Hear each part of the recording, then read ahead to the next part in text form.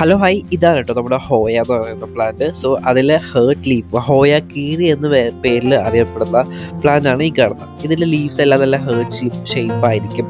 നമ്മുടെ ചാനലിനെ പറ്റിയുള്ള വീഡിയോസ് ഒക്കെ അപ്ലോഡ് ചെയ്തിട്ടുണ്ട്. കാണാത്തുണ്ടെങ്കിൽ തീർച്ചയായിട്ടും കണ്ടു നോക്കുക. വളരെ ഈസി ആയിട്ട് നമുക്ക് പ്ലാന്റ് വളർത്താൻ പറ്റും. എന്നൊരു ചെറിയൊരു പ്രൊപ്പഗേഷനാണ് കാണുന്നത്. ഇതുപോലെ കണ്ടില്ലേ, ഹോയയുടെ ലീഫ് വെച്ച് നമുക്ക് പ്ലാന്റ്സ് ആക്കാൻ പറ്റും. ഇതുപോലൊരു ലീഫ് ഞാൻ ആ പ്ലാന്റ് ഒന്ന് കട്ട് ചെയ്തെടുത്തു. സോ ഇതിനെ നമുക്ക് ജസ്റ്റ് പ്ലാന്റ് ചെയ്ത് നോക്കാം. കട്ട് ചെയ്ത ഭാഗത്ത് നമ്മൾ ഏതെങ്കിലും ഒരു ഫംഗിസൈഡ്, സാഫോ ഏതെങ്കിലും അപ്ലൈ ചെയ്യാൻ മറക്കരുത്.